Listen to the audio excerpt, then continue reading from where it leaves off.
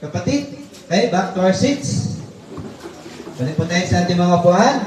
At tayo, sa pagpatuloy mga kapatid,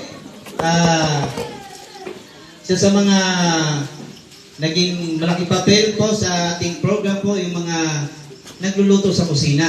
Amen! Kasi kung walang mga kusinero sa ating camp, hindi tayo mabubusog. Amen? Kaya, katulad sa bahay, kung ang nanay hindi magluluto, magugutom ang pamilya. Tama? Katulad din dito, ang mga mama at papa natin sa ating church ay nagluluto para sa atin, ng mga anak. Amen? At ngayon, tayo makinig sa kanilang mga testimony. Kasi ginamit sila ng Panginoon. Isa sila sa ginamit ng Panginoon para tayo ay mabusog physically. Amen? Ngayon, tayo makinig sa mga nagluluto, si Brother Ronnie. Amen. Kasi maliwanag ang kanyang pagbabahagi o pagbabahagi ng kanyang talento sa pagluluto.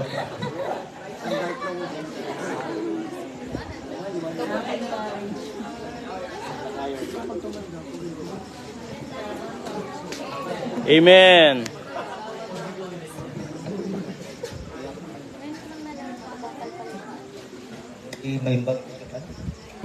Mayong gabi po sa tanan. Ronnie Sobradel, ako po'y nagpapasalamat sa nakasama po ako dito sa youth camp. Hindi ko po talaga inasahan na makapunta ko ito makasama. Kasi bawal umiyak dito. Sa akin na papasalamat po ako sa amin. Pastor. Amen. Tahimik kayo.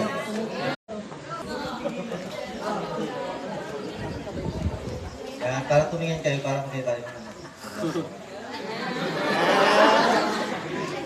Pasalamat po ako ng napakalaking pasalamat po sa ating mahal na Panginoon Diyos dahil siya po ang lahat na nag-provide.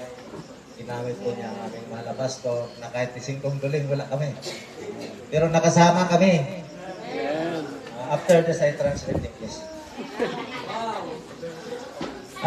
Nung Lunes, sabi alas 2, pero kahit ni singkong duling talaga wala kaming kapira-pira noon. Biglang nag-chat si Brother Dong Caliso na, Brad, alis daw tayo alas 2. Pero kami, nangangalakal pa kami sa mga kapatira namin para may binta kahit pambili lang ng yung lotion. Yung oblusyon kasi dami ng lamok dito. Pero sa biyaya po ng Panginoong Diyos, hindi siya nagkulang. Yung oblusyon lang ang hinahanap namin. Pero binigyan pa niya kami ng kulambo. Napakabuti po ng Panginoong Diyos. Sa mga taga rito po, bago lang po ako sa Bible Baptist Church doon sa Muson.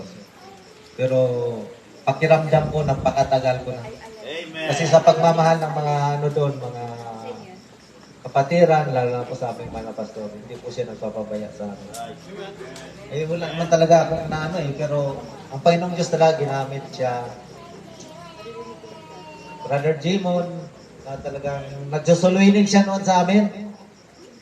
Nung mga unbeliever pa kami, alas 11, mga ganong oras, grabing init yan. Susuluinin siya sa amin. Tapos hindi namin yan pinapansin noon, si Randy lang. Yung asawa ko na yan, grabe yan. Hindi ko na sabihin na dating sugarilo yan. Saka alasinggo, hindi ko sasabihin kasi parang pangit naman na Pag umuwi nga ako ng bahay, pag linggo, nakita ko yung anak ko, tumatakbo yan. Ba't hindi papunta sa akin? Natatago kasi pupunta kay mama niya. Pero sa biyaya po ng Panginoong Diyos, yung ginamit po una-una si Pastor para iligtas si Brother Jimon, tapos Brother Jimon para iligtas yung anak ko. Nagulat nga kami. Bakit basa yung yung short sa damit? Paano pamapatay sa bugamit? Nagulat kami. Praise the Lord, kaya napakabuti po ng Panginoong Diyos. Yung di ba na po nakakalam sa akin yung paa ko po putol, pero So, pasalamat ako na sabi ko, hindi talaga ako karapat-dapat doon sa kila Pastor Chick sa Tarlac kasi nang pakinabang ko doon. Pero sinasabi palagi ni Brother Dong, yung hindi tayo karapat-dapat ay nagiging karapat-dapat sa harap ng Panginoon. Basta maglingkod lang tayo ng totoo, tapat. Mga kapatiran namin dito sa Tarlac, tumuloy lang talaga kayo, maglilingkod lang kayo. Amen. Hindi ngayon kayo mabayaran ng Panginoon Diyos. Amen. Totoo po yun. Yun lang po, maraming salamat. Amen. Salamat, kapatid. At ngayon, sunod ang magbibigay testimony, isang nanay. Ang nanay ng pastor dito, si Mami Agnes. Amen. Huwag iyak, ha? Iyak na siya. Amen.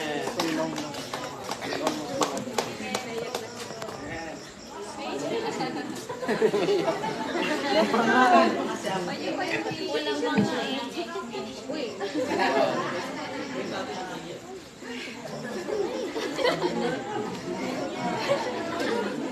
Naiyak niya talaga.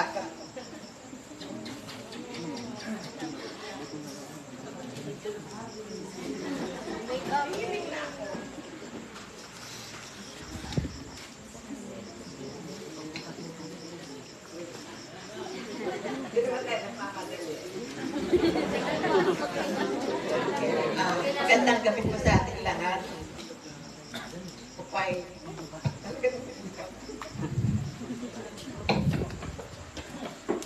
Amen.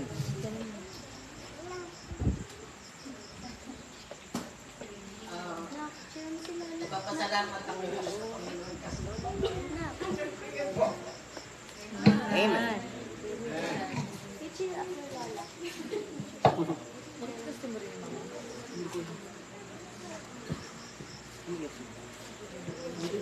Tagal ko na po kasi pinag-pray ng lugar na po. Mabahagian ang salita ng Panginoon lalo na pagdating sa kaligtasan.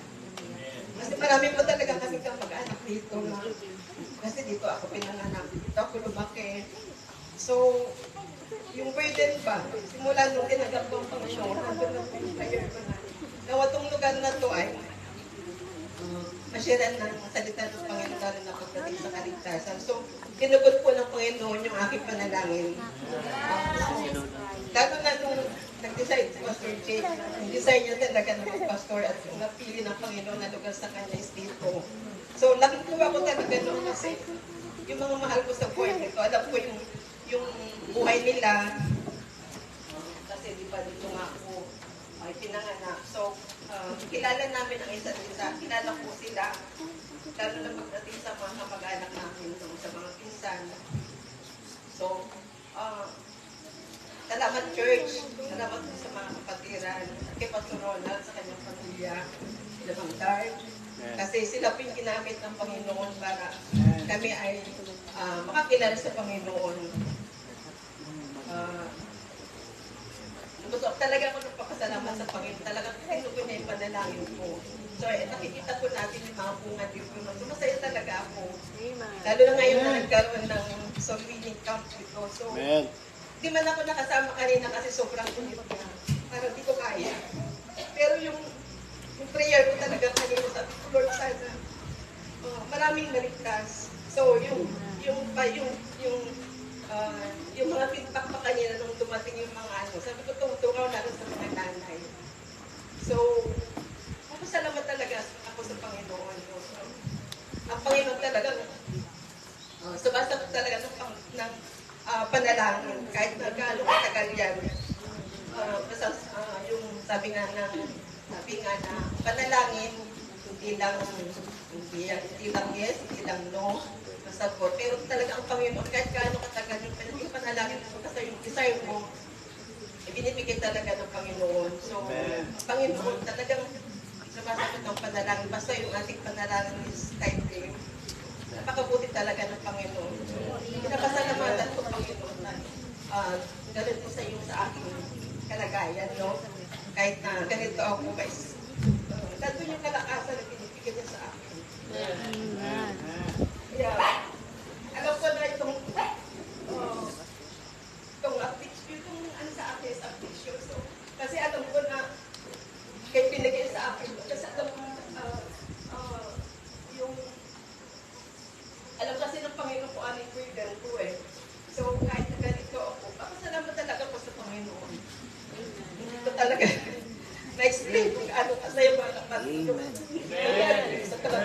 barangay Palayo. As marami pang mas makilala sa Panginoon. No? Marami pang tumaga. Kanina naglakad kami nila Mami Vilma dyan, naghanap kami ng 10. So hindi ko alam na yung banda dito, mga mag-anak din pala namin kasi di ko siyempre sa tagal kong nawala dito sa Palaya. Sila pa yung tinanong nila ako, kanino ko ba anak? So nagtanungan kami, so hindi ko alam na mga tita ko pa rin mga nandito banda. Sabi ko, pupunta kami dito bukas. So, pakisama mo sa prayer sana hindi ako kainit kasi pupuntahan ko namin dyan bukas. Mga pinsan ang namama ko po, yung mga nandito banda pala. So, salamat sa Panginoon, no? Salamat, church talaga. Masayang po ako. Sa Diyos po lahat ang papuri. Okay, salamat po, Mami Agnes. Kaya hindi naman lahat natin magbibigay testimony dito, yung mga mama at daddy natin dito sa church. Pero lubos kami nagpapasalamat no, sa inyong lahat at ginamit kayo ng Panginoon upang papusigin kami. Amen? Sa mga luto ninyo. At salamat po sa mga nagluto. At sa ating lahat na nandito. Amen? Amen. At sa ating pagpapatuloy mga kapatid, punta tayo sa ating announcement. Bukas po ang ating baptism. Alas 8 hanggang alas 9 po ng hindi gabi no? Umaga. Kasi kung gabi maraming maliligo dito eh. Okay. O, bukas po alas 8 hanggang alas 9 ng umaga. Apat na babautismo bukas. Tayo po yung magpabautismo bukas. Pasuyo. Amen. Amen. Dalawa lang. Tatlo. Mamiliti. Amen. Okay. Oy, parang magkikita na. Amen. Kaya apat po. Bukas ang magpapabautismo. Ipag-pray natin sila sa Panginoon. Amen. At bawat isa, ipag-pray natin. At Dudunji, i-baptize. Okay, tumayo kasi. Okay, sa ating pagpapatuloy, tayo po ay awit muli para sa Panginoon. At ihanda natin ating mga sarili sa pagkakas ng salita ng Diyos. Mula sa akin, Pastor Jake Centino. Okay, awit muna tayo. Okay, song offering muna. After ng kantahan ko. Okay, tayo. Tayo po. Tinag ka na. Bisaya pa. Amen. Tumunod po tayong lahat. Awitin natin, The Fight is On in page number 6. After this, punta na po ang magsasong offering. Ready, sing! The fight is on, the trumpet sound is ringing, the cry to one, the sound of harmony. The Lord of hosts is marching on to victory, the triumph of the justice to the king. The fight is on, all Christian soldiers, face to face is turn array. The armor gleaming, and colors streaming, riding along in victory.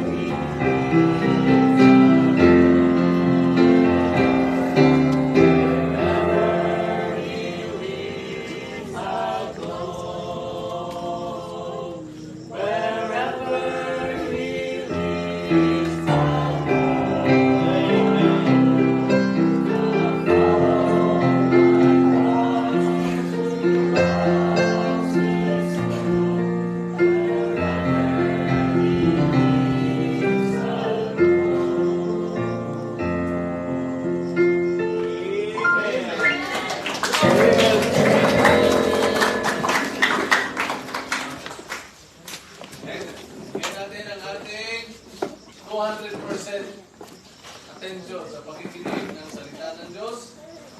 Dalhin ng pastor dito sa Malayang, Victoria, Calac, Philippines, Incorporated. Pastor Jake. Amen. Okay, so mapagpalang gabi sa bawat isa. So, bago po ako mangangaral ng salita ng Diyos, tawagin ko muna ang aking misis at awit siya. Amen. Dem, sama. Tama ka ba na?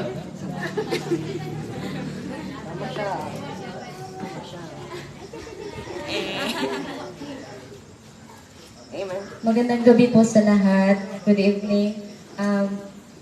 Sa mga hindi nakakilala sa akin, ako po si Sister Jessarella po. Alam niyo po, YP, lagi kong naaalala yung sarili ko sa inyo. Parang kailan lang kasama ko kayo dyan sa upuan, kakulitan, kahilutan ng kamay kasi inaantok. At normal yan, naranasan ko rin yan. At alam niyo po, sobrang namimiss ko rin yung buhay ng YP. Siyempre, alam niyo, iba yung buhay niyo eh. Masaya kayo na, kumbaga, malaya kayong gawin ang lahat. Anytime, kapag meron activities, pwede kayo.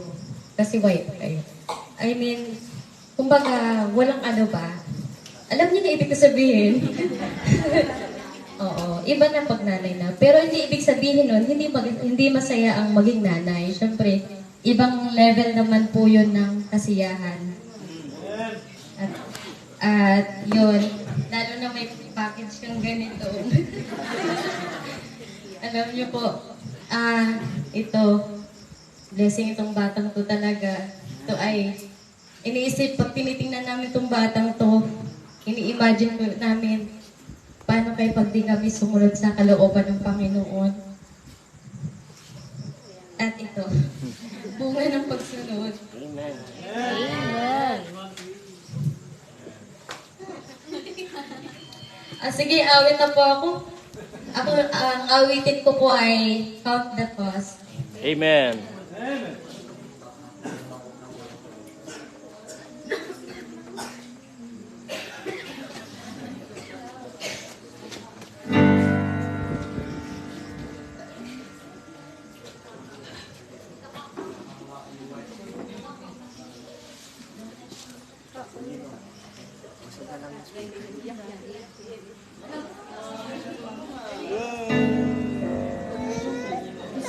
Sing lang, mami. Oo. Oo, sing, mami.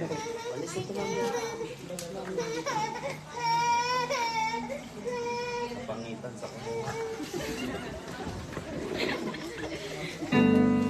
Amen. Amen.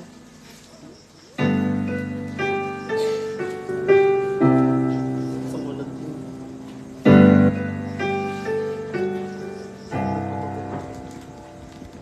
Is my life more dear to me than what he would have me be?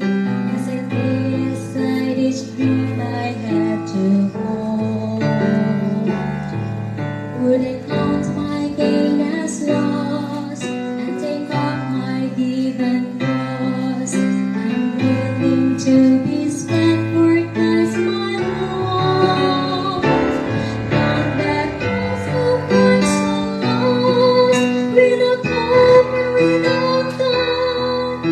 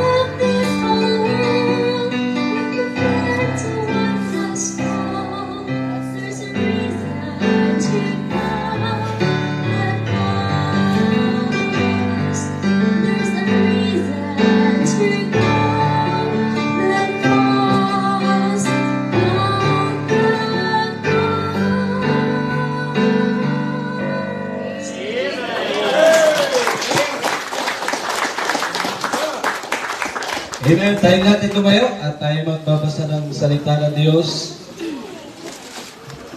Okay, buksan natin ang ating mga Biblia dito sa 2 Corinthians chapter 5, verse 11. In the book of 2 Corinthians chapter 5, verse 11.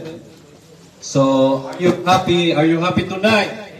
Amen. Salamat sa Diyos. So, pangalawang ano na to, no? Pangalawang araw ng ating camp. So, may mga napundig ako, ay, last na bukas. No? So, alam mo, very exciting sa okay? Kaya, di ba, marami pa namang camp, no? Okay. Kaya, enjoy talaga bawat camp. 2 Corinthians 5, verse 11.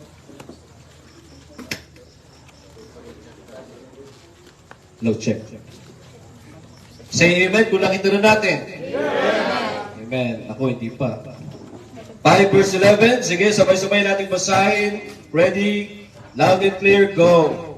Knowing therefore the terror of the Lord, we persuade men. But we are made manifest unto God, and the trust also are made manifest in your consciences. Tapos, verse 14. Go.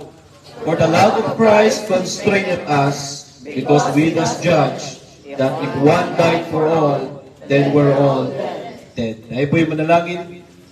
Ama naming Diyos na makapangyarihan sa lahat, kami po'y nagpapasalamat sa oras na ito. Salamat Panginoon na ngayon ay nandito na kami sa pangalawang araw ng Camp Panginoon. At salamat sa fellowship, sa encouragement, sa rebuke, paalala, sa mga mensahe, Panginoon, sa mga lessons na aming natutunan, nawa na ito po ay aming may sa puso, may sa isip, may sa buhay, amin itong baunin hanggang sa aming pag-uwi at i-apply sa aming mga kanya-kanyang lugar. At Panginoon, pagpalain niyo po ang aming pag-aaral ng iyong salita. Dalangin po namin ang Diyos, Banal na Espiritu po mag-guide sa amin, magpaunawa at magpaalala patungkol po sa inyong salita. Salamat sa mga campers, salamat sa mga naligtas kanina, mga naturuan, Panginoon. Nawa, inyo po nawa silang idagdag sa inyo pong gawain, Panginoon. Patawad po muli sa aming pagkukulang, pagkakasala sa inyo pong harapan. Sa pangalan ni Jesus, Amen. Amen. Okay, so maaari na pong maupo ang bawat sa mga kapatid. So, ito pong binasa natin. So, tuloy-tuloy na tayo dito sa 2 Corinthians chapter 5, verse 11. Okay, sinabi dyan, 2 Corinthians 5:11, sinabi dyan, knowing therefore the terror of the Lord. So the title of God's message this evening is The Terror of the Lord. Amen? The terror of the Lord. So yung ating tema is winning the lost at any cost. Tayo ay nagsusoul winning because of the terror of the Lord.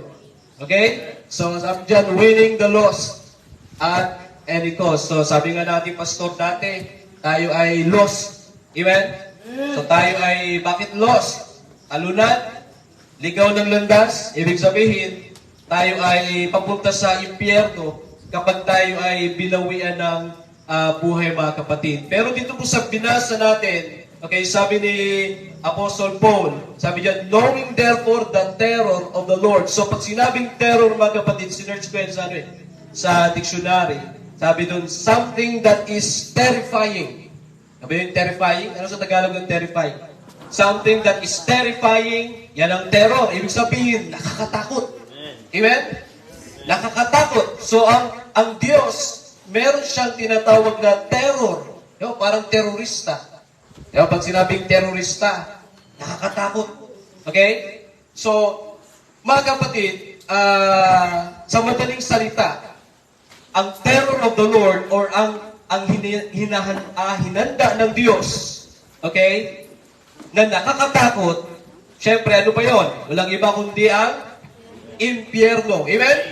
So, the terror of the Lord, mga kapatid, is hell. Okay? So, alam naman natin na ang impyerno, that's a place of torment. Pag sinabing torment, makikita yan, di ba, sa Luke chapter 16, verse 13, nung ang mayaman ay namatay at pagmulat niya, ano sabi ng Biblia? Nandun siya sa impyerno at sabi ng Biblia, talagang torment, ibig sabihin sobrang sakit. Okay? So ang impyerno, ano pa meron? Alam na natin yan eh. Ang impyerno, yan yung lugar na merong apoy na hindi namamatay. Tama?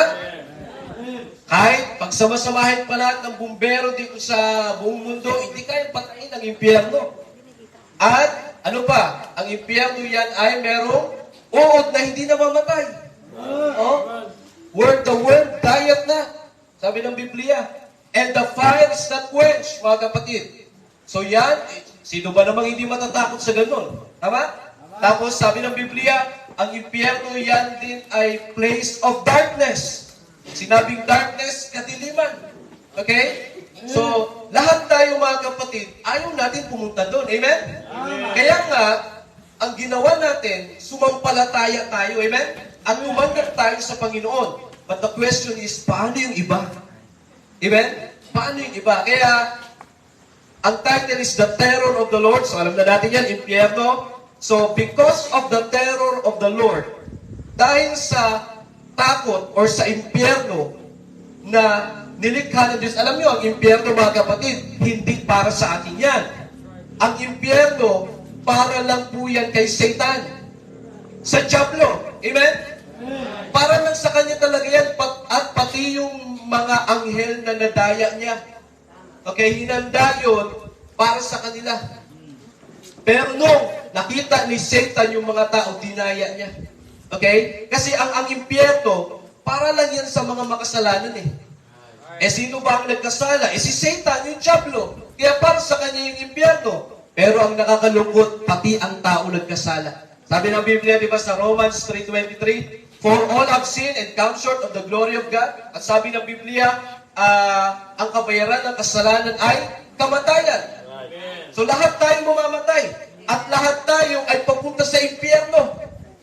Lahat tayo, we're going to hell. Okay? Hindi tayo pwede sa langit kasi ang langit banal yon. Ayaw ng Diyos ng kasalanan, bawal ang kasalanan sa langit. So, pag tayo namatay, hindi tayo pwede doon. Pero salamat sa Diyos, hindi tayo pwede sa langit, pero ang Diyos naging pwede dito sa lupa. Upang sa ganon, maging pwede rin tayo sa langit. Amen?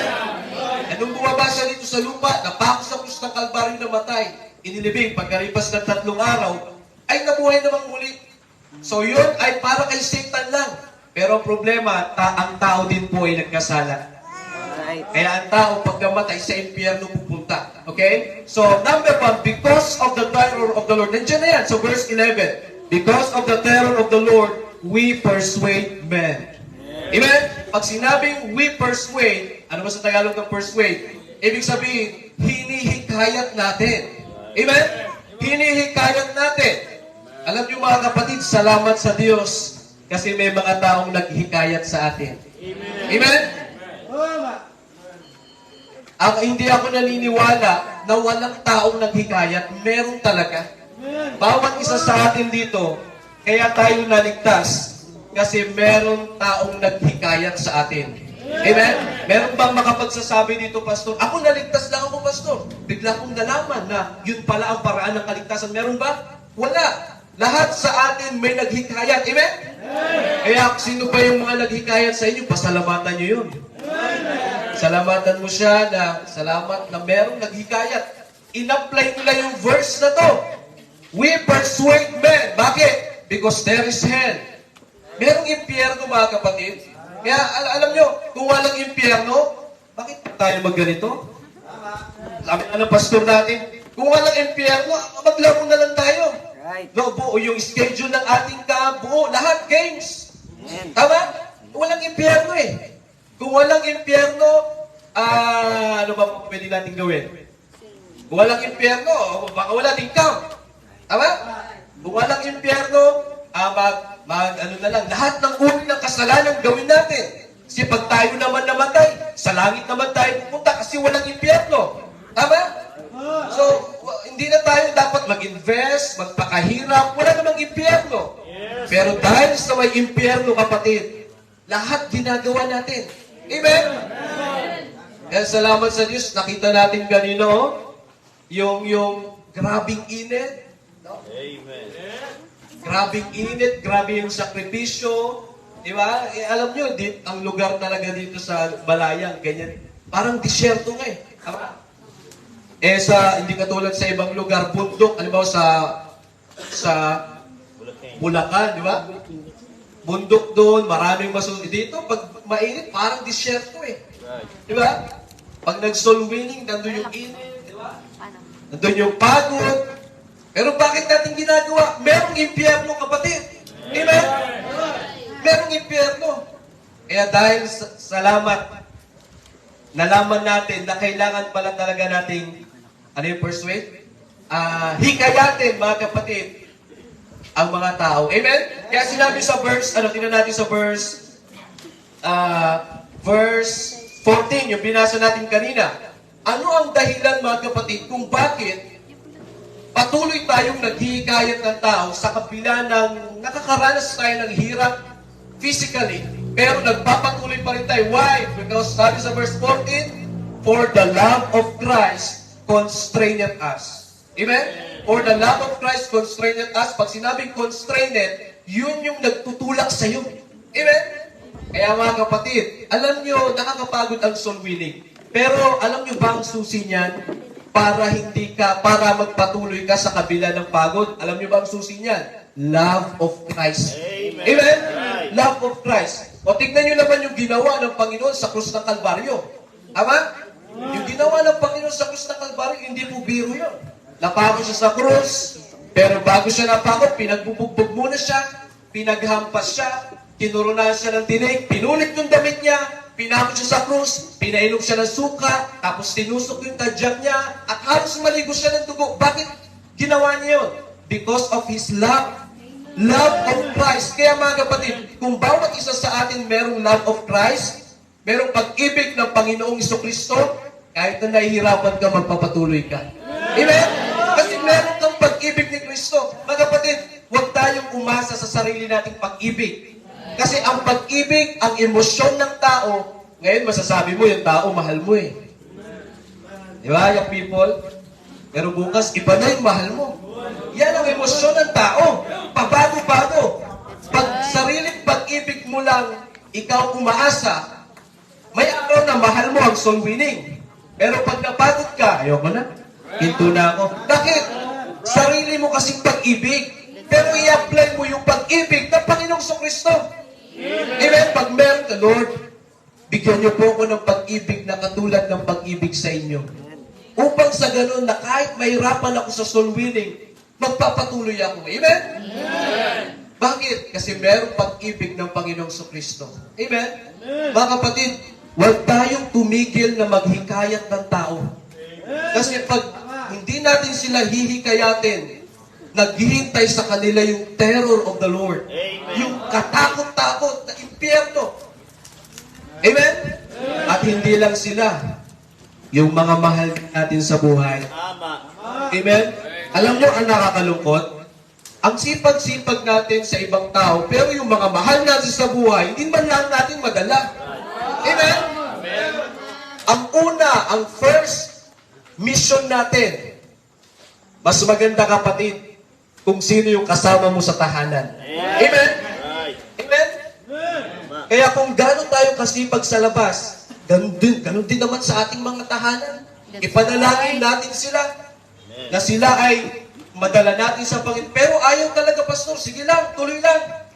Diba, lahat tayo nakaranas ng ganyan. Yung papa ko, bago naligtas, 9 years namin siyang pinag-pray. 9 years. Ang tagal. Pag siya ay galing abroad, uuwi, balik kami sa Katoliko. Balik pa kami kasi Katoliko siya eh. Oo, siya yung pinakalas na naligtas sa aming pamilya. Una si Mama, tapos dinala kaming lahat, magkakapatid, lumaki kami sa simbahan, natuto kami, naligtas kami, naturuan kami ng salita ng Diyos, natuto kami mag-soul winning, tapos nung ang papa namin from abroad, every 2 years, umuwi siya. Pag-uwi niya, iba na. Yung repulto na pinagawa niya, sinunog namin. No? Sabi niya, asan yung repulto dito? Nakasuot pa yun ng jersey. Lakers, Kobe Bryant. Di ba may mga ganong rebulto, no? Suot pa yun. Asan yung rebulto? May altar siyang pinagawa. Sinunog namin. Galit siya, oh. Tapos nagsabi pa siya ng negatibo sa ating pastor. Kaya, anong nangyari? Lagi kaming Katoliko pag umuwi siya. 1 month yata o 2 months siya nagbabakasyon. 2 months din kaming Katoliko. Pero pag umuwi siya, balik kami Baptist. Prayer request, patuloy nyo lang po ipanalangin ng aming tatay. 9 years yun, mga kapatid. Pero hindi kami huminto. Kaya kung meron kayong mga mahal sa buhay na hindi nyo madala sa church, huwag kayong huminto. Amen? Tuloy ka. Pastor, ayaw talaga. Hindi, tuloy ka lang. Love of Christ. Pag-ibig ng Panginoong Kristo, huwag kang huminto. Gawin natin lahat, mga kapatid. Merong impyerno eh. There's hell. Gawin natin ang lahat, mga kapatid. Kung kinakailangan natin gastusan natin. Amen? Para lang madala. Gamitin natin yung mga okasyon. Di ba may mga birthday tayo? Kung kayo ay may birthday, mag-invest ka, mag-hahain ka, para sa ganun, imbitahan mo yung mga mahal mo sa buhay. Tapos pag nandun na sila, tawagan natin si pastor para siyang magturo. Amen? Gawin natin lahat, mga kapatid. Reunion. O di ba? Kahit saan. Kasi merong impyerno, mga kapatid. Amen. Because of hell, because of the terror of the Lord, we persuade men. Amen? Amen? We persuade men, mga kapatid. Alam niyo, nakakalungkot sa panahon ngayon, no? Lalo na dito, talagang bulag sa katotohanan ang tao, mga kapatid. Isipin niyo, dito, di ba yun, alam niyo ang Tarlac. Grabe sa tradisyon, mga kapatid. Karamihan dito, Katoliko talaga. Grabe ang tradisyon din. Talagang kung tradisyon na pag-usapan, solid talaga sila. Eh lalo na ngayon, Holy Week. Kaya napapansin nyo, di ba? I think bukas na yan yung last, di ba? Bukas, ang makikita nyo yan, puno yan ng mga penitensya. Labas bukas. Tapos bukas, ngayon, isa-isa lang, di ba? Pero bukas, tingnan nyo, dadagsayan ng mga, marami dyan sa labas bukas na penitensya, tapos maraming makikita kayo dyan nagbubuhat ng krus. Tama? Tapos marami din kayo makikita dyan na lasing. Habang nagpe-penitensya, umiinom ng alak. Mga lasing. Bakit hindi natin sila hikayatin? Ibulag sila sa katotohanan, mga kapatid. Kailangan natin silang hikayatin. Tama?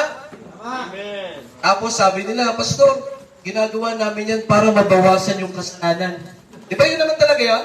Yung tradisyon nila? Para mabawasan ang kasalanan. Pero ang totoo niyan, hindi naman talaga nababawasan yung kasalanan nila eh. Sila na naka-experience. May nagpenitensya ba dito dati? Sige ito? Ha?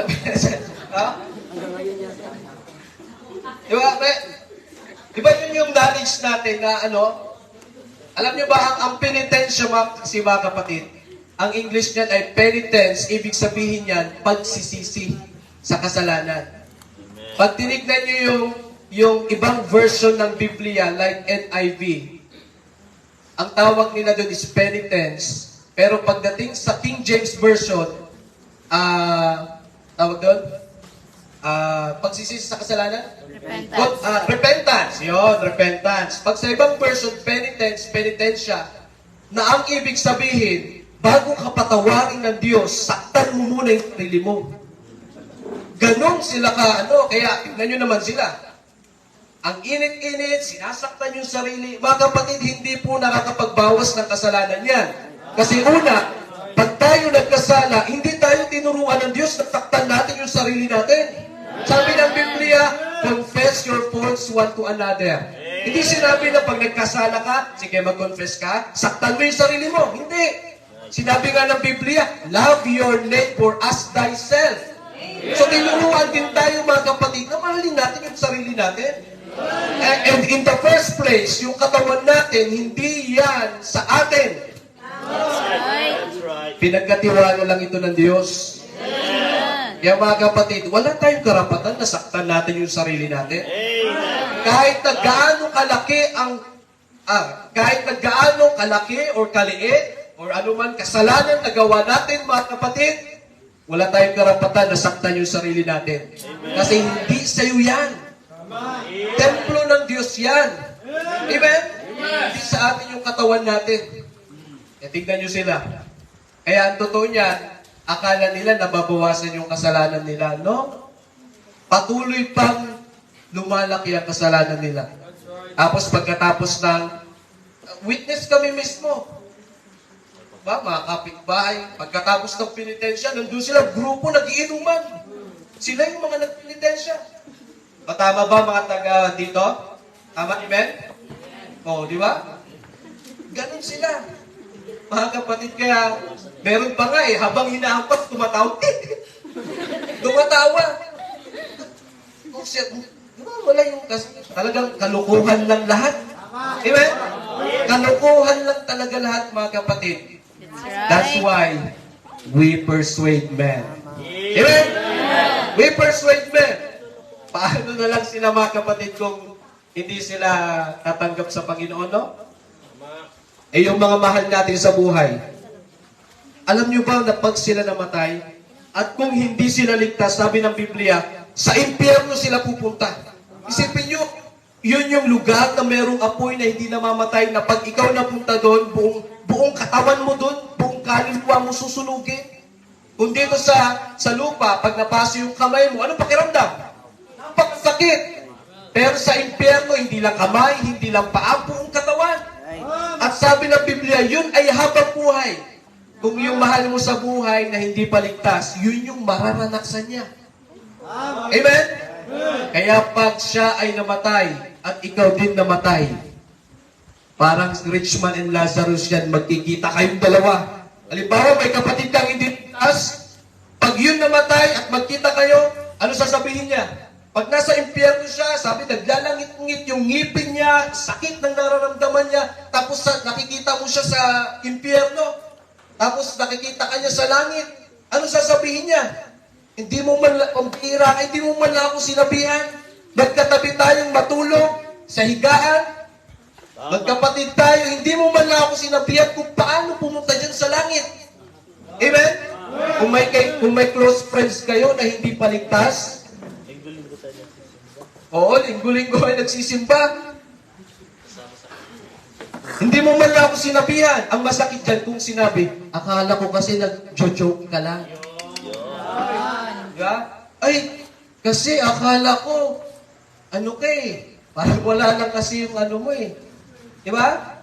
Parang kasing hindi Kristiyano eh. Sa church, ang ganda ng suot mo, pero pag magkasama tayo, may hikaw ka na dito. Pag magkasama tayo, naninigarilyo tayo. Paano natin sila mapapersuade? Paano natin sila mahikayat? Kaya mga kapatid, isa sa dapat nating alagaan, testimony. You will not persuade men if you have a bad testimony. Amen? If you have a bad testimony, kaya ingatan natin yung testimony natin. Kahit anong pray mo na mapunta sila, maligtas sila, kung bad testimony naman ang meron ka, wala. Hindi talaga madadala yan, kapatid. Kaya, mapapansin mo, pastor, pagod na ako, hindi ko sila madala. Eh, baka yung testimony mo, hindi maganda. That's right. Mga galing kang church, pagdating mo ng bahay, magdadabog ka pa kasi wala nang pagkain. Di ba? Tapos pagdating sa bahay, worldly songs, yung pinapakinggan. Paano mo sila madadala? Ano ba ang sa? Worldly din sa campsite. Sa campsite, di ba? Paano natin sila madadala, mga kapatid? Di ba? Kung dun sa bahay, worldly na, pati ba naman sa camp? Di ba? Tapos pag uwi, worldly pa. Di ba? Sayang naman, mga kapatid, sayang naman yung pag-forward natin dito sa harap. Kung hindi naman natin yung ayusin natin yung testimony. Amen? Nawa, mga kapatid, yung mga mensaheng pakinggan natin dito, huwag natin iwanan sa camp. Amen? Dalhin natin to. Pagdating doon, ipamuhay natin. Amen? Magsilbing encouragement sa atin yun. Yun dapat yung tumatak sa puso at isip natin. Yung nakatatak yata sa atin ngayon. Sino kayang ano ko dyan? Maligawan dyan. Di ba? Yun ang tatatak sa puso at isip mo pag uwi. Dapat hindi ganun. Dapat ang tatatak sa puso at isip natin, soul winning. Amen? Soul winning. Nandito ako para ma-revive ako sa soul winning. Mga kapatid, kung kinakailangan nating umiyak sa harap ng tao para tumanggap sila sa Panginoon, gawin natin eh. Di ba? Gawin natin. Lahat gawin natin. Bakit? Yung pag-ibig ni Kristo nasa atin. Katulad ko nung sinabi ko kanina, ang tindi ng pag-ibig ng Panginoong Hesukristo. Matindi. Pinako siya sa krus. Di ba pwede niya namang sabihin na, oh mga anghel, tanggalin niyo na to, ang sakit. Pwede niya sabihin sa mga tao, hindi na ako mapapako sa krus, lahat kayo ligtas na. Pwede yun.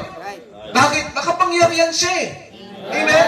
He is all-powerful. Pwede niya rin sabihin na lahat tayo sa langit na pupunta, wala na pupunta sa impyerno, yung diablo lang. Pwede ba yun? Pwede yun. Makapangyarihan yung Diyos natin eh. Pwede niyang sabihin na, o yung mga naghahampas sa akin, mapunta kayo lang sa impyerno. Pwede ba yun? Yes, makapangyarihan siya eh. Pero gusto niya kasing i-prove yung pag-ibig niya sa atin. Kaya niya tiniis lahat ng yun. Kung hindi niya ginawa yun, hindi natin alam kung gaano tayo kamahal ng Diyos. Amen? Mahal ka ng Diyos, kapatid. Kaya mahalin mo rin yung mga taong papunta sa impyerno. Because of the terror of the Lord, we persuade men. Ikayatin natin, mga kapatid. Sa paghihikayat natin, ayusin lang natin yung testimony natin. Amen? Pag ayaw talaga sumama, pastor, sige lang, pakitaan mo siya ng testimony. Tingnan mo. Kalaunan yan. Hindi man ngayong taon, hindi man pangalawang taon, hindi man pangatlong taon, pero siguradong pupunta yan. Ipag-pray mo siya, i-invite mo siya lagi, pakitaan mo siya ng good testimony. Pag samasamahin mo yan, tatlong yan. Good testimony, invite mo lagi siya, ano pa isa? Ipanalangin mo siya, hingiin mo sa Diyos, pag samasamahin mo yung tatlong yan, tingnan natin kung hindi mo madadala yan. Amen? Walang matigas na puso pag ang Diyos ang kumilos. Walang matigas na puso pag ang Diyos ang kumilos. Kaya mga kapatid, mahalin natin ang tao. Katulad ng pagmamahal ng Panginoong Kristo sa krus ng Kalbaryo. Because of the terror of the Lord. What's number 1? We persuade men. And number 2, because of the terror of the Lord, we preach the Master. Amen? Number 1, we persuade men, and because of the terror of the Lord, pangalawa, we preach the Master. Sino ba yung Master natin? Ang Panginoong Kristo. Amen? Siya yung ating pinapangaral sa tao. Sabi ng Biblia sa 1 Corinthians, look at your Bible in 1 Corinthians chapter 1, verse 23. The Bible says, but we preach Christ crucified, unto the Jews a stumbling block, and unto the Greeks foolishness. Amen? But we preach Christ crucified. Wala na tayong ibang pinapangaral dito, kapatid, kundi yung Panginoong Kristo lamang. Amen? Siya lang talaga, wala ng iba. Hindi yung ating sarili, hindi kung sino man. And then 2 Corinthians 4:5. Tingnan natin. 2 Corinthians chapter 4, verse 5. Sabi po dyan, for we preach not ourselves. For we preach not ourselves, but Christ Jesus the Lord, and ourselves your servants for Jesus' sake. Amen? For we preach not ourselves. Wala na tayong ibang pinapangaral dito. Kanina lumabas tayo. Wala tayong ibang pinapangaral doon, kundi ang Panginoong Kristo lamang. Amen? Pinapakilala natin siya sa tao. Pinapakilala natin na siya lamang ang tanging tagapagligtas at wala ng iba. Amen?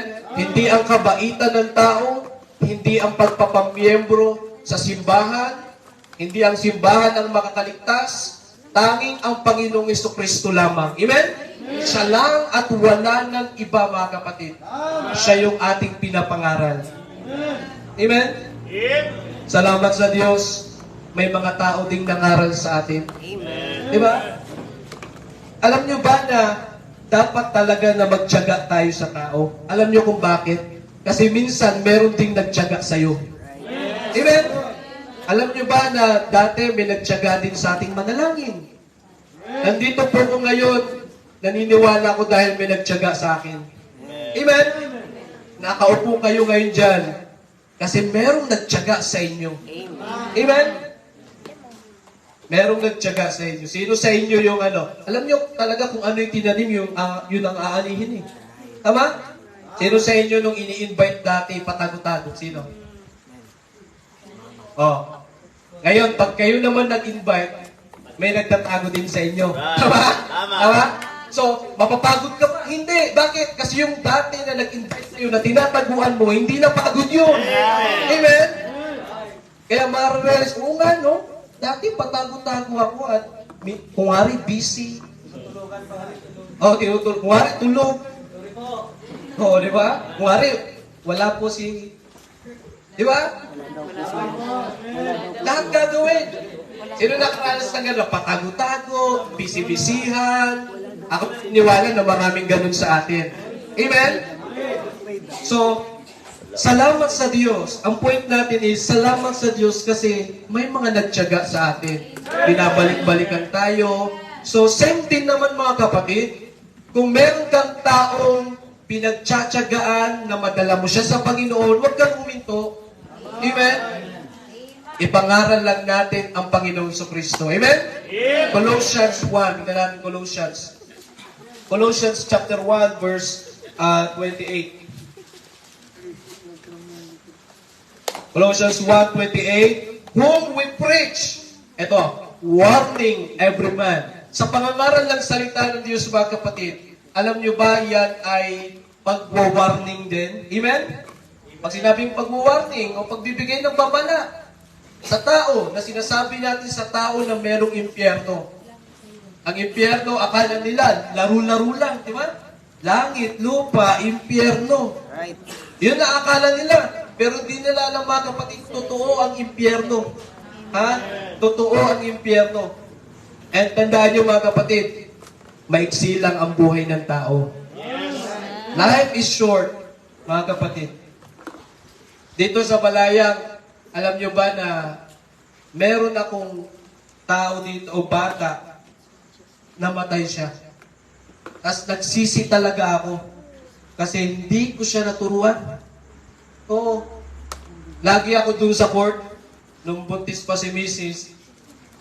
Lagi ako na dun sa court, tuwing umaga sa court doon, tuwing umaga nagpa-practice kami. Merong isang bata doon na lagi kong nakakasama. Oo, tuwing umaga, kasama, shoot kami doon. Marunong maglaro. Minsan kakampi ko yun pag naglalaro kami. Marunong. Tapos, kasi kaya siya maaga nakakapunta doon kasi madaling araw pa lang nasa bukid na siya.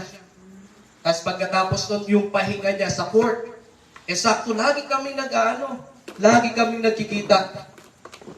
Tapos, napupush ako na, turuan mo. Pero alam nyo, isang malaking pagkakamali na hindi ko siya tinuruan. Ang ginawa ko lang, invite, punta ka sa church, pero hindi ko talaga, doon na kami sa court, ha? Walang ibang tao, dalawa lang kami. Ganyan sa court dito. Pag umaga, walang ibang tao, lahat ng tao nasa bukid. Ang maraming tao dito sa court, pag hapon, mga young people, laro. Pero pag umaga, lahat ng young people dito nasa bukid, trabaho. Kaya wala kang madadagdan. Kaya ako, practice. Pero yung bata nandun, alam nyo ba, nagulat na lang ako. Ano ang pangalan nun, Noy? Ha? Rian?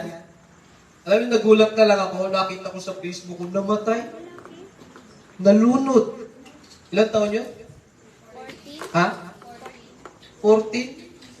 Tapos sabi, ito yung lagi kong kasama sa court. Hindi ko napigilan. Tumulo yung luha ko eh. Sabi ko, hanggat may pag na-realize ko na hanggat kasama mo yung tao, kailangan magkaroon ka ng mindset na turuan talaga siya. Ilang segundo lang na magkasama kayo, napakahalaga nun. Kasi ang kamatayan, isang kisap mata lang yan. Pag namatay yung tao na yan at napunta sa impyerno, hindi mo na mababalik yun. Ano na, grabe lungkot na lungkot. Sinisikot talaga yung sarili ko. Hindi ko man lang naturuan tong batang to. Lagi kami magkasama sa court, namatay. Nalunod. Linggo pa yun. Linggo pa nalunod. Na ang sakto pa sa oras ng service. Lagi kong ini-invite yun eh. Punta ka, alas 9 ng umaga. Ganito ganyan. Eh sakto may araw na sobrang lakas ng ulan. Tuloy kami, may service kami, malakas ang ulan.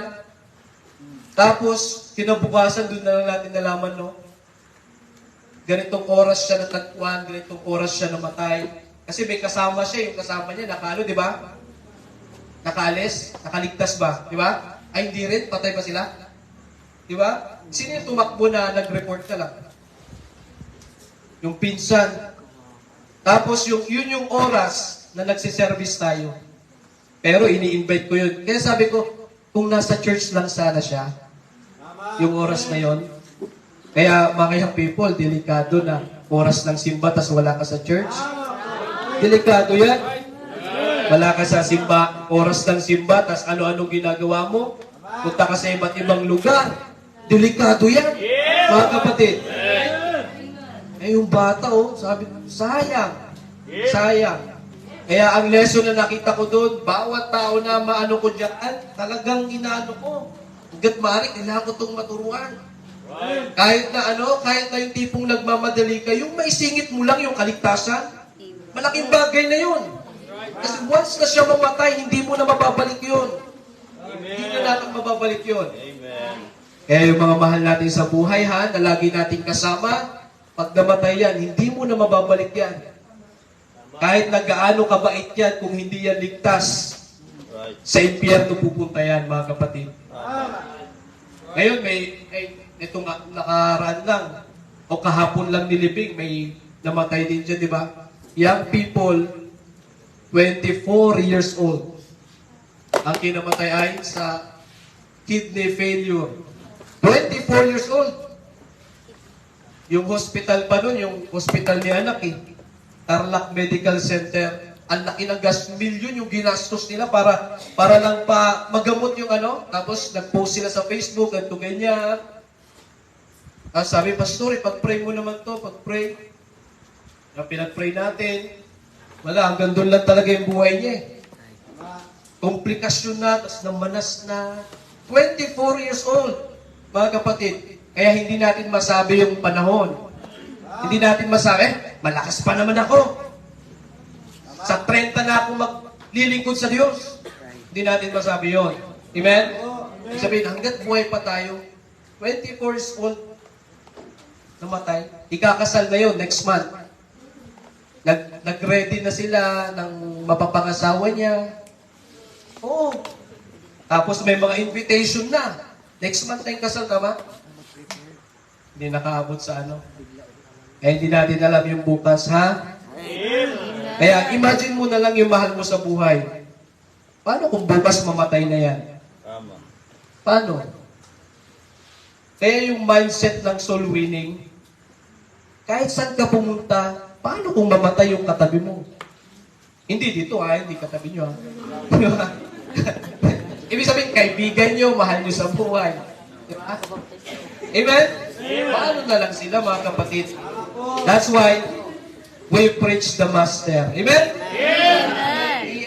Ipangaral natin ng Panginoong Kristo. Siya lamang ang tanging tagapagligtas. Amen? And then last. Because of the terror of the Lord, we persuade men, we preach the Master, and then we pray for more missionaries. Amen? Because of the terror of the Lord, we pray for missionaries. Amen? Mission, pag sinabing missionaries, from the word mission, ibig sabihin, meron kang tungkulin na dapat gawin. Amen? Alam niyo po, ang pagiging missionary ay hindi lang ito sa isang pastor. Simula nung ikaw ay naligtas, missionary ka na. Amen? Ang kaibahan lang namin, pumunta lang kami sa isang lugar, na-establish ang gawain ng Diyos, yun ang kaibahan namin. Pero ang ibig sabihin ng mission, pupunta ka sa tao at turuan mo siya ng katiyakan ng kaligtasan. Yun ang mission. Period. Kaya bawat isa sa atin is a missionary. Sabi nga ng ating pastor, a heart with Christ is a missionary. And a heart without Christ is a mission field. Amen? A heart with Christ is a missionary. May Kristo na po kayo sa puso. Then you're a missionary. Amen? Missionary ka. So anong mission mo? Yung mahal ko sa buhay, hindi paligtas yun ah. Oh, ngayong gabi, mag-isip ka na anong gagawin mo pag-uwi mo. Pag-uwi mo sa bahay nyo, sa Sabado, anong gagawin ko kaya? Pag hindi sila tumanggap sa Panginoon, ako sa impyerno pupunta yun. Diba? Maiksi ang buhay, tas grabe ang disgrasya ngayon, tama? Dami na, mga kapatid. Marami ng disgrasya nangyayari. Di natin alam ang buhay. Kaya ngayon pa lang ipanalangin natin sila. Amen? Amen! At iba rin naman yung missionary na tinawag ng Diyos sa ibang lugar. Now the question is, baka ikaw tinatawag ka? Amen? Baka tinatawag kang maging missionary. Praise God, Brother Alec. Amen. He's called by God for some place here. But you're still surveying, right? Oh. Maybe here in Tarlac. Let us pray. Yeah? Maybe in Mindanao. Maybe in Visayas. Amen? But praise God, you are called by God. And it's according to our conviction. Conviction yan. Kasi marami namang talagang tinawag, pero ayaw lang talagang sumunod. It depends to our conviction, right? Kaya kahit tinawag ka ng Diyos, kung ayaw mo naman, hindi mo siya conviction, hindi ka talaga susunod. Amen? Kaya mga kapatid, alam nyo, ang sarap siguro sa pakiramdam kung sa unang camp natin, merong magsuko ang buhay at maging missionary din. At magpapatotoo dito na, yung unang camp, mga kapatid, doon ako nagsuko ng buhay. Amen? Ang sarap siguro, kasi first camp ito eh. Sino kaya ang unang magsusuko ng buhay? Amen? Sino kaya? Sino kaya? Amen? A heart with Christ is a missionary. We are all missionary. Kaya mga kapatid, sa lahat sa atin, mga boys, kung tayo tinatawag ng Diyos, huwag tayong matakot. Amen? Huwag tayong matakot. Ang katakutan natin, yung terror of the Lord. Ang katakutan natin, yung impyerno na pupuntahan ng mga taong hindi ligtas. Amen? Yun ang katakutan natin. Kaya mga kapatid, sabi ng Biblia, Matthew, tingnan natin sa Matthew chapter 9, verse 37. Matthew chapter 9, verse 37. The Bible says, verse 36, but when he saw the multitudes, he was moved with compassion on them, because they fainted and were scattered abroad as sheep having no shepherd. Nung ang Panginoong Kristo ay pumunta sa isang lugar, sabi dito sa verse 35, villages, maraming tao yan, nangaral siya. Sabi sa verse 36, nung nakita niya yung karamihan, ano sabi niya? He was moved with compassion. Amen? Yung compassion, it means love. Amen? Pag-ibig. Yung move dito, hindi yung kilos ha. Ibig sabihin, yung naantig yung damdamin niya. Amen. Nung nakita niya yung karamihan, naantig yung damdamin niya. Amen. Nasabi niya, wow, lahat sila nag-scattered abroad, nagkalat. Nagkaroon siya ng awa. Amen? Sa tao. Sabi yun, sabi sa verse 36, he saw the multitudes, he was moved with compassion because they fainted. Pagod na pagod, mga kapatid. And were scattered abroad. Alam niyo ba ang kwento dito, mga kapatid? Dito sa New Testament, sa Israel, karamihan kasing mga tao doon, yung kaligtasan nila ay sa pamamagitan ng Law of Moses. Yung Law of Moses is the Ten Commandments. Pilit nilang sundin yung Ten Commandments. Alam niyo ba, wala ni isa sa atin na nakakatupad ng Ten Commandments. Amen. Wala. Why? Romans 3:23, for all have sinned and come short of the glory of God. Nakita ng Panginoon yun. Pilit nilang sundin yung Ten Commandments, pero hindi nila masunod-sunod, hindi nila ma-perfect. Kaya sabi ng Biblia, nung nakita ng Panginoon yun, pagod na pagod napagod sila. They fainted. Bakit? Pilit nilang iligtas yung sarili nila sa pamamagitan ng maling turuan. Right. Kaya napagod sila. Tingnan nyo yung mga tao, bukas makikita nyo, pagod na pagod yan. Di ba? Yung naturuan ni Brother Elvis kanina, no? Nagpenitensya yun. Di ba? Tama? Bro? Sabi niya, pagod na pagod pa ako. Invite ka namin sa linggo. Or bukas. May ano kami bukas. Ang sabi niya? Masakit pa yung likod. Pastor, masakit pa yung likod ko eh. Nagpenitensya. Sabi ng Biblia, fainted, pagod na pagod. Akala niya doon siya maliligtas. Tama. Fainted. Yun din yung nakita ng Panginoon that time. Ako, nagkalat yung mga tao. Bukas makikita nyo, nagkalat yung tao, scattered abroad, at pagod na pagod yan kasi sige ang hampas sa likod, sige ang buhat sa cross, pagod na pagod yan. Pero anong sabi ng Biblia? As sheep have no shepherd. That's right. Walang naglilid sa kanila. Kaya tingnan nyo sa verse 37. Then saith he unto his disciples, the harvest truly is plenteous. Napakaraming aanihin, mga kapatid. Amen? But the laborers are few. Dito sa Barangay Balayang po, napakarami pang aanihin dito. Napakarami pa. At ako naniniwala na dadami pa yung bahay dito. Dadami pa. Sipin nyo, kaliwat kanan, puro palayan. Alam nyo ba na lahat ng palayan na yan, nakasubdivided na yan? Oo, at sold out na yan. Lahat ng makikita nyo balang araw, pagbalik nyo dito, may mga bahay na yan. Baka nga magkaroon pa dito ng relocation eh. Ganun din ang Bulacan dati, tama? Yung Musod, ganun din, parang ganito. Pero balang araw, ilang taon lang lumipas. Kakaroon din yan ng mga ano. Yung nakita nyo doon yung malaking building na ginagawa? Yung mga parang supermarket din yata yun. Magkakaroon, mga kapatid.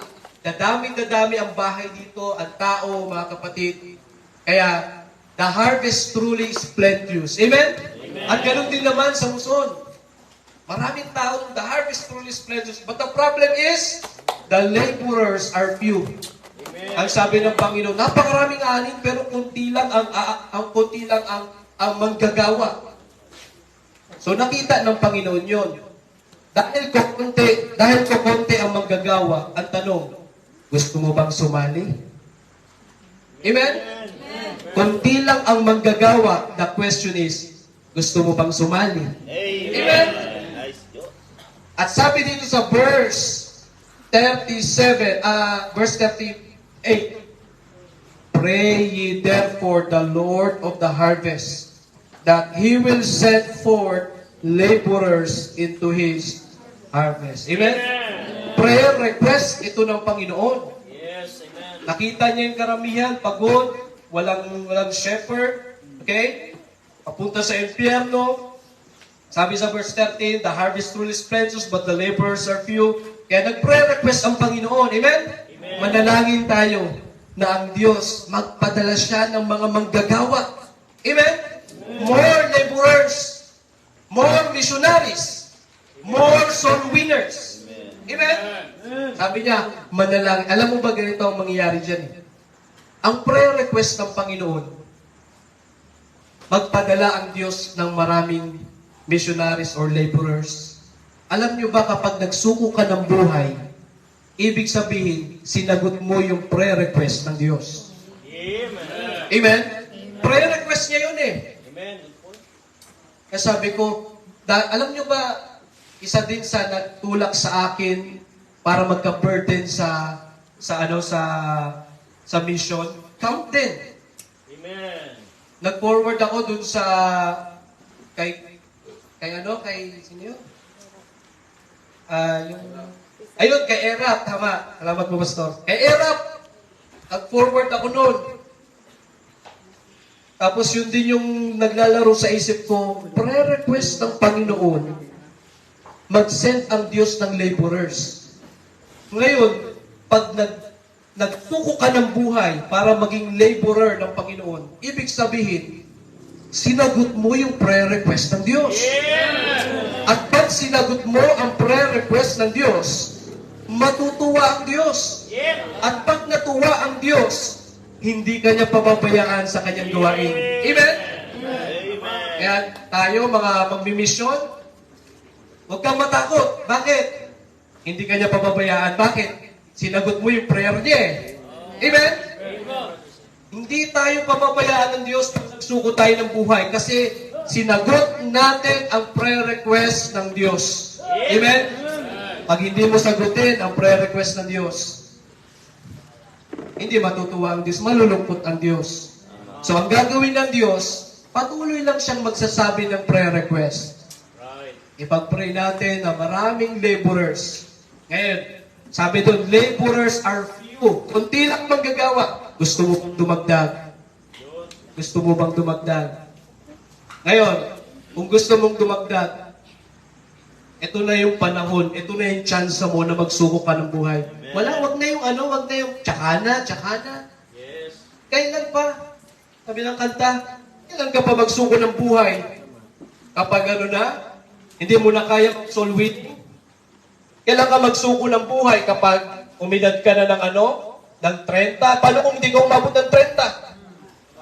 Tama. Kailan ka magsuko ng buhay kapag naging college na ako? Pag hindi ka nag-college, ano mangyari? That's right. Tsaka na ako magsuko ng buhay kapag nag-25 years old na ako. Paano kung hindi ka umabot ng 25 years old? That's right. O diba? Kung meron bang panahon na dapat magsuko ng buhay, now is the time, sabi ng Biblia. Ngayon na. Ngayon na. Hindi mo na dapat nagpagpabukas. Amen? Kasi baka bukas huli na.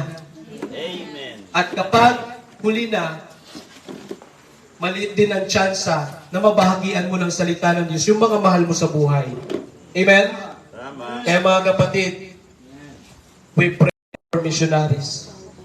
Masaya ako na nakakita ng mga missionaries at talagang mas lalong nakaka-encourage sa mission eh. Amen? Hindi, ang totoo niyan, may hirap sa mission. There's a lot of difficulties in mission.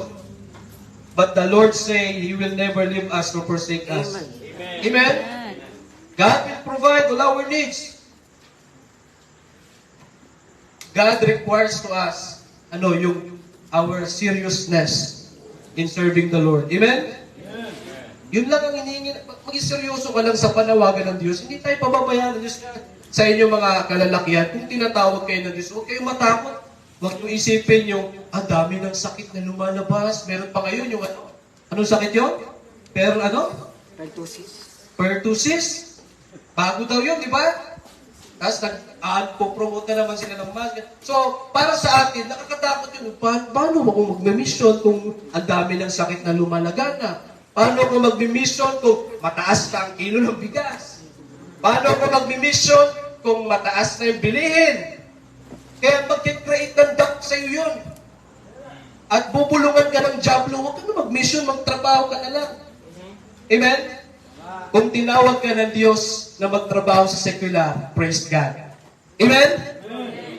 Then, you support the church. Amen. Pero kung tinawag ka ng Diyos sa mission field, magsuko tayo ng buhay. Amen? Hindi tayo pababayaan ng Diyos eh. Amen. Nag-aalangan lang tayo kasi at maraming pangangailangan. Ako, bago ko umalis, may pangangailangan din kami ha. Yun yung time na yung mama ko na ospital. At pangalawa, COVID yun. Sabi ko sa Panginoon, Lord, kung tinawag mo talaga ako, kukompletuhin ko yung quarantine pass. Quarantine pass kasi kailangan, di ba, para makatawid sa bawat lugar. Eh dito sa Tarlac, bago Tarlac, may higpit dyan, daming checkpoint.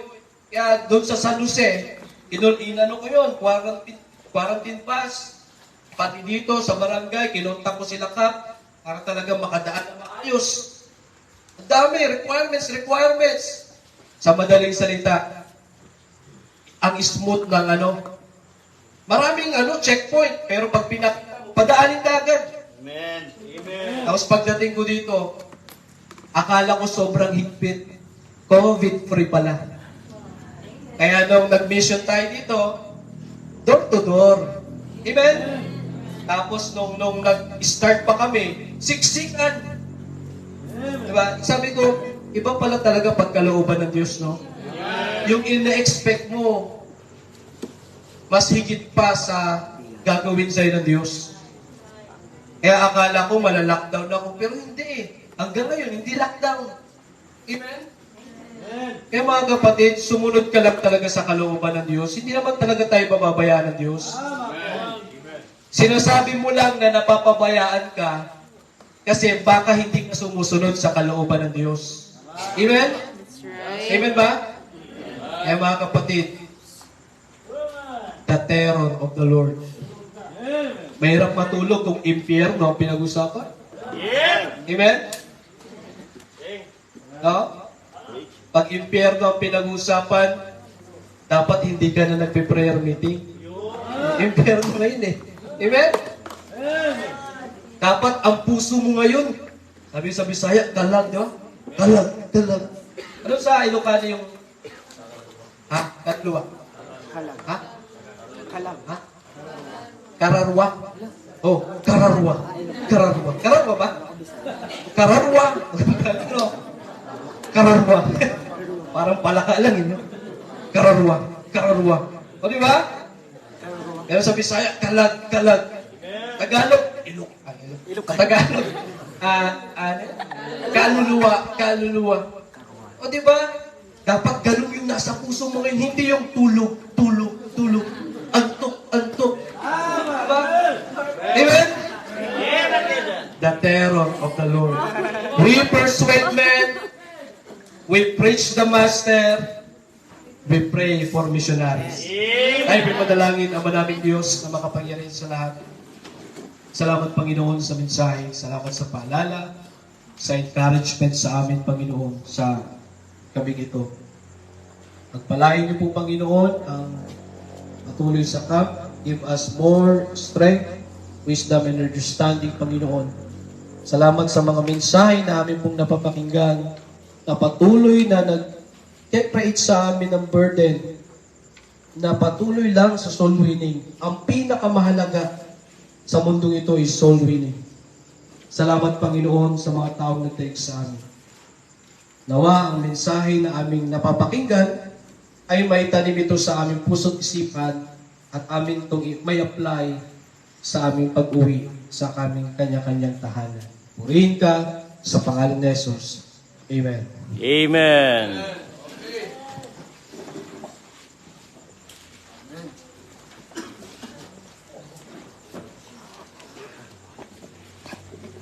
Are you awake? Buhay pa ba kayo? Amen. Salamat sa Panginoon sa mensahe. Amen?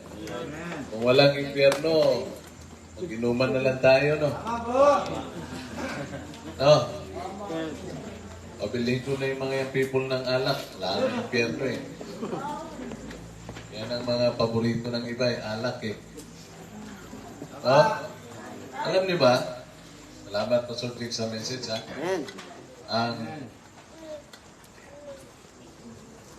Ang kalukuhan ngayon, you will not persuade men when it comes to stupidity. Right. They will just naturally learn stupid things. Hindi mo na kailangan pilitin eh, na ito gawin mo, kalukuhan. Hindi eh. That's right. Kasi natural sa tao na kahit napigilan mo nga na, huwag mong gawin ito masama. Gusto talaga nila masama eh. Ang nakakalungkot, kung ano yung tama, kailangan pa natin pilitin yung tao. Tama. Di ba?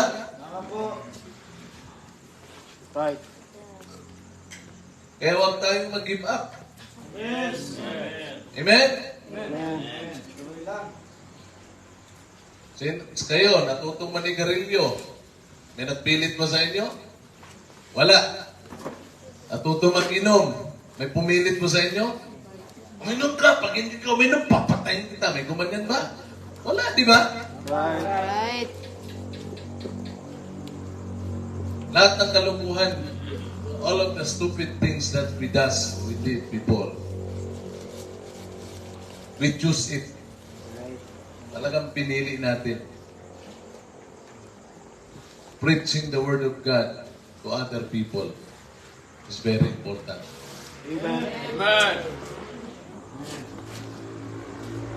Ganda ng statement, di ba?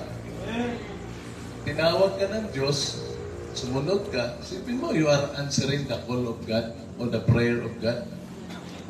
Imagine, sinagot mo yung prayer ng Diyos. Sino ba ang Diyos natin? He is our great provider. Meaning, hindi ka talaga papabayaan. Great protector. Alam nyo, this week lang, last week, grabe ang mga aksidente. Sa North Cotabato in Mindanao, there was a passenger van collided with other truck. Bang! And the passenger van burned. Nasunog. In all of the passengers in the van, they were all dead and they were all burned. Nasunog lahat.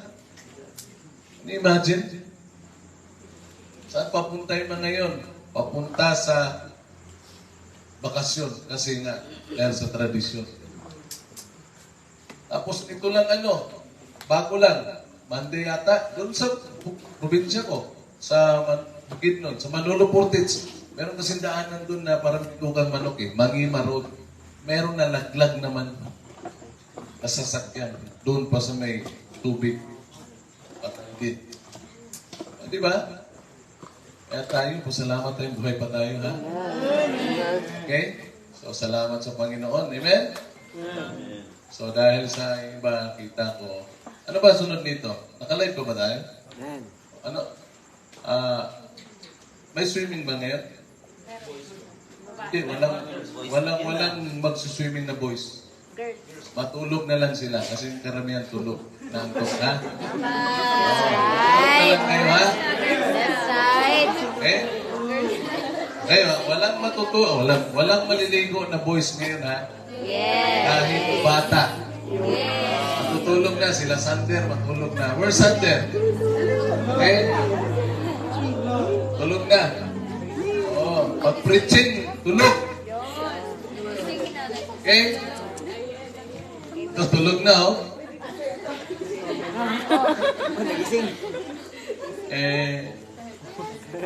So, tomorrow, we'll just pray for the evangelistic meeting. Amen? And also pray for Darlene kasi may masakit ang ulo niya. No? Masakit. Ganun talaga yan siya. No? Kaya you pray for her. Amen? And what else? Else what? Elsa. Baptism tomorrow. Okay?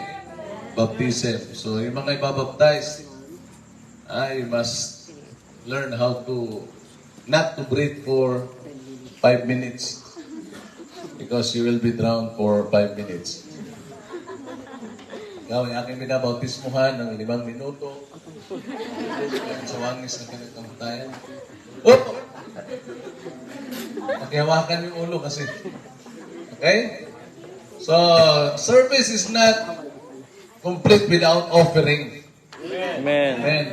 Kayo dapat mag-offering. Offering mo kanina.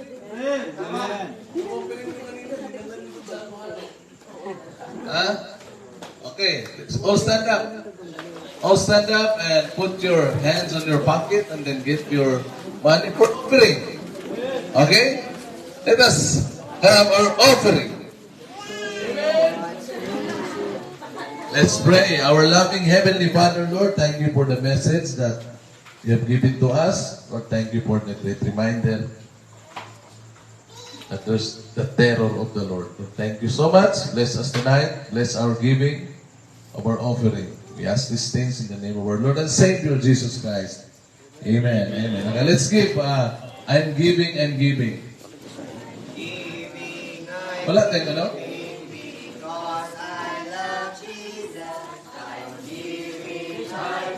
Sombrero. Okay, maraming salamat po. Because, ayun pala. Hanggang dito na lang po. Sing, I'm giving